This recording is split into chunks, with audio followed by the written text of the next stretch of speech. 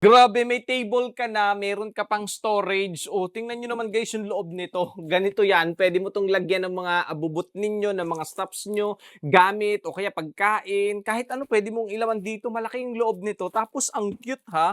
Nakakatuwa mga guys, oh, tatakip ko lang siya dito ng ganito. Puwede sa inyong kwarto, puwede sa salas ninyo, sa kahit saan puwede niyo 'tong ilagay kung saan kayo madalas tumambay. Oh, 'di ba?